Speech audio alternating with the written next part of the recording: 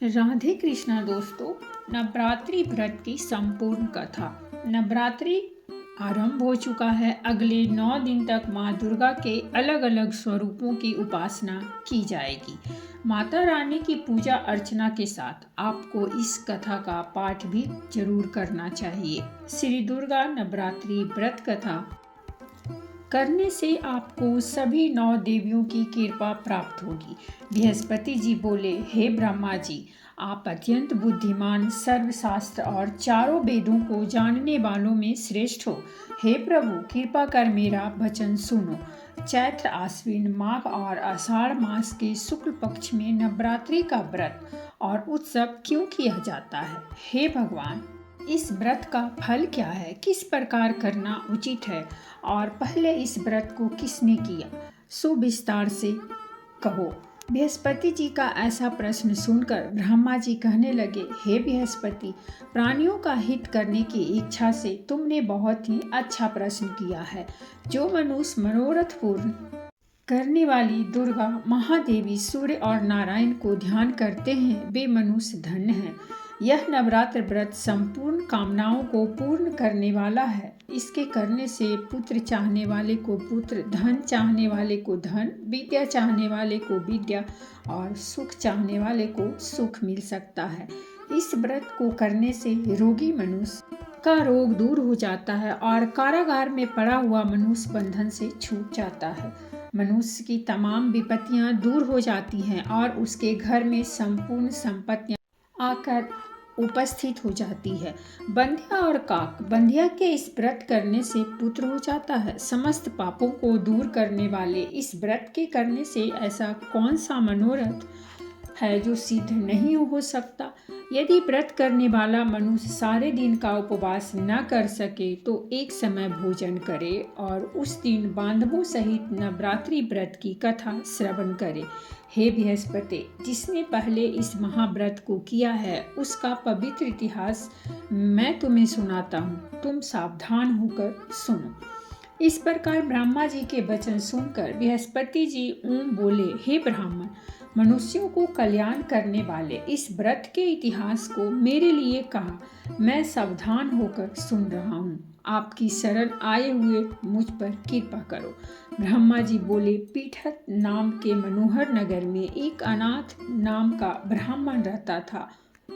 वह भागवती दुर्गा का भक्त था। उसके संपूर्ण सद्गुणों से युक्त मानो ब्रह्मा की सबसे पहली रचना हो ऐसी यथार्थ नाम वाली सुमति नाम की एक अत्यंत सुंदर कन्या पैदा हुई। वह कन्या सुमति अपने घर के बालकपन में अपनी सहेलियों के साथ क्रीड़ा करती हुई इस प्रकार बढ़ने लगी जैसे शुक्ल पक्ष में चंद्रमा की कला बढ़ती है। उसका पिता प्रतिदिन दुर्गा की पूजा और होम किया करता था। उस समय वह भी नियम से वहां उपस्थित होती थी।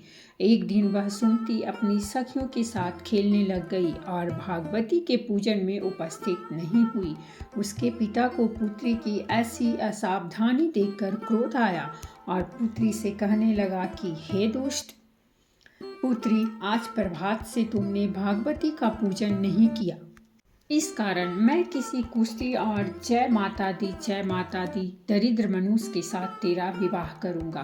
इस प्रकार कुपित पिता के वचन सुनकर सुमति को बड़ा दुख हुआ और पिता से कहने लगी, हे पिताजी, मैं आपकी कन्या हूँ। मैं आपके सब तरह से अधीन हूँ। जैसी आपकी इच्छा हो मेरा विवाह कर सकते हो। होगा वही जो मेरे भाग्य में लिखा है।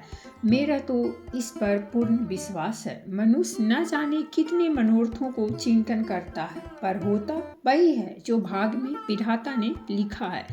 जो जैसा करता है उसको फल भी उस कर्म के अनुसार ही मिलता है, क्योंकि कर्म करना मनुष्य के अधीन है पर फल देना देव के अधीन है। जैसे अग्नि में पड़े हुए तृण उसको अधिक प्रदीप्त कर देते हैं, उसी तरह अपनी कन्या के ऐसे निर्भयता से कहे हुए वचन सुनकर उस ब्राह्मण को अधिक क्रोध आया।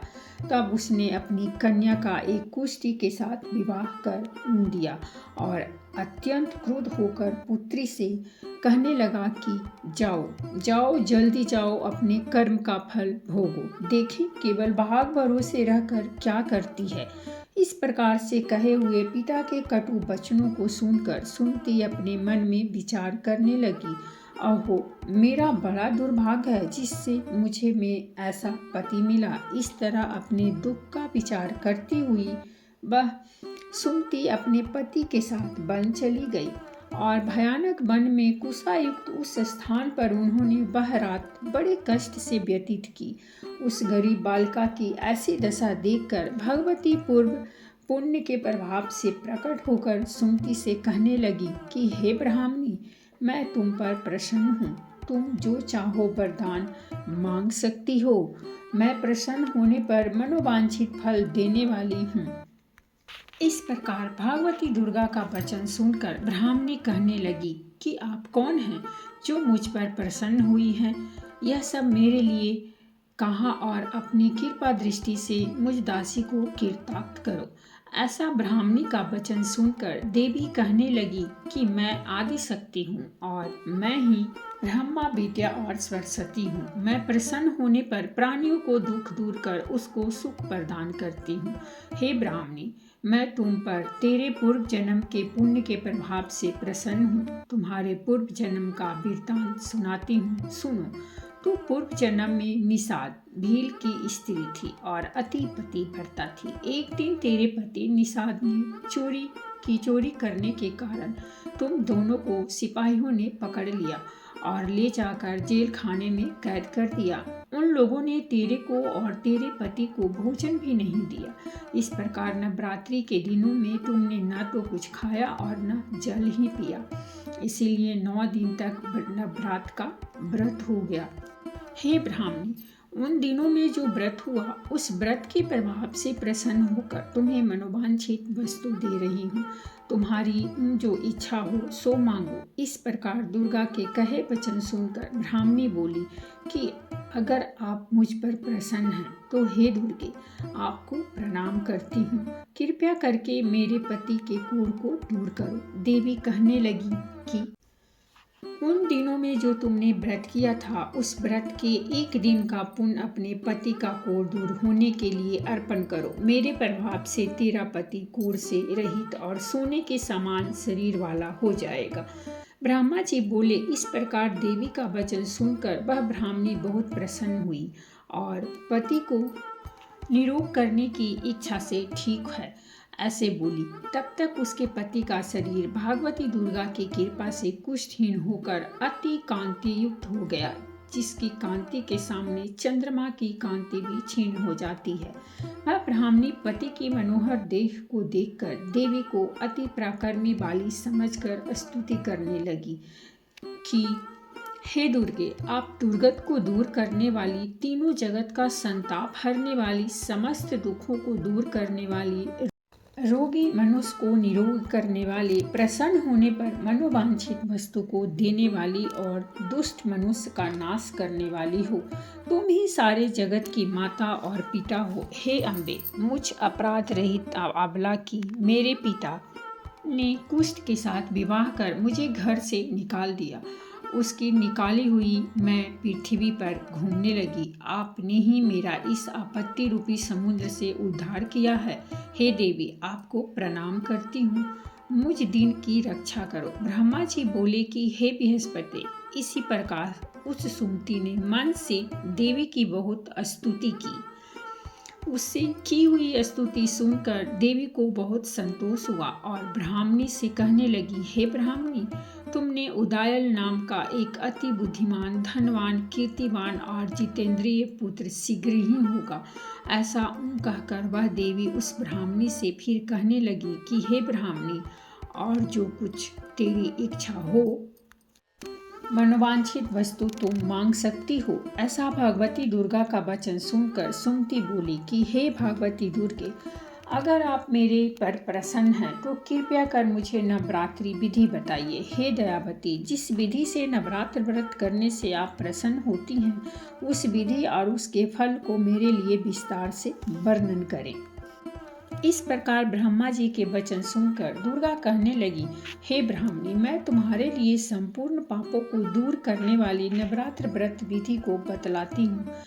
जिसको सुनने से तमाम पापों से छूटकर मोक्ष की प्राप्ति हो जाती है। आश्विन मास के शुक्ल पक्ष की प्रतिपदा से लेकर 9 दिन तक विधि पूर्वक व्रत करें। यदि दिन भर का व्रत न कर सके तो एक समय का भोजन करें। पढ़े लिखे ब्राह्मणों से पूछकर घट स्थापना करें और वाटिका बनाकर उसको प्रतिदिन जल से सींचें। महाकाली, महालक्ष्मी और महासरस्वती की मूर्तियां बनाकर उसकी नित्य विधि सहित पूजा करें और पुष्पों से विधि पूर्वक अर्घ्य दें। बिजौरा के फूल से अर्घ्य देने से रूप की प्राप्ति होती है। जायफल से कीर्ति, दाख से कार्य की सिद्धि होती है। आंवले से सुख और केले से भूषण की प्राप्ति होती है। इस प्रकार फलों से अर्घ्य देकर यथा विधि हवन करें। खांड, घी, गेहूँ, शहद, जौ, तिल, बिंब, नारियल, दाख और कदम इनसे हवन करें। गेहूँ होम करने से लक्ष्मी की प्राप्ति होती है। खीर व चंपा के पुष्पों से धन और पत्नों से तेज और सुख की प्राप्ति होती है। आंवले से कीर्ति और केले से पुत्र हो। कमल से राज सम्मान और दुखों से सुख प्राप्त संपत्ति की प्राप्ति होती है।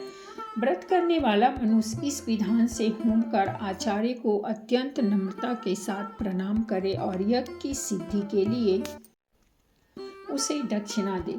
इस महाव्रत को पहले बताई हुई विधि के अनुसार जो कोई करता है उसके सब मनोरथ सिद्ध हो जाते हैं। इसमें तनिक भी संशय नहीं है। इन 9 दिनों में जो कुछ दान आदि दिया जाता है उसका करोड़ों गुना फल मिलता है। इस नवरात्रि के व्रत करने से ही अश्वमेघ यज्ञ का फल मिलता है। हे ब्राह्मणी, इस संपूर्ण कामनाओं को पूर्ण करने वाले उत्तम व्रत को तीर्थ, मंदिर अथवा घर में ही विधि के अनुसार करें। ब्रह्मा जी बोले कि हे बृहस्पति, इस प्रकार ब्राह्मणी को व्रत की विधि और फल बताकर देवी अंतर्ध्यान हो गई। जो मनुष्य या स्त्री इस व्रत को भक्ति पूर्वक करता है वह इस लोक में सुख पाकर अंत में दुर्लभ मोक्ष को प्राप्त होता है। हे बृहस्पति, यह दुर्लभ व्रत का महात्मा मैंने तुम्हारे लिए बतलाया है। ऐसा ब्रह्मा जी के वचन सुनकर बृहस्पति जी आनंद के कारण रोमांचित हो गए और ब्रह्मा जी से कहने लगे, हे ब्रह्मा जी, आपने मुझ पर अति कृपा की जो अमृत के समान इस नवरात्र व्रत का महात्मा बताया। हे प्रभु, आपके बिना और कौन सा महात्मान को सुना सकता है। ऐसे बृहस्पति जी के वचन सुनकर ब्रह्मा जी बोले कि हे बृहस्पति, तुमने सब प्राणियों का हित करने वाले इस अलौकिक व्रत को पूछा है, इसीलिए तुम धन्य हो। यह भागवती शक्ति संपूर्ण लोकों का पालन करने वाली है। इस महादेवी के प्रभाव को कौन जान सकता है। जय माँ दुर्गा। तो दोस्तों, ये थी हमारी आज की कहानी और अगर कहानी अच्छी लगी हो तो प्लीज़ हमारे चैनल को सब्सक्राइब कीजिए, वीडियो को लाइक और शेयर जरूर कीजिए। कहानी सुनने के लिए बहुत बहुत धन्यवाद। मिलते हैं हमें नई कहानी के साथ।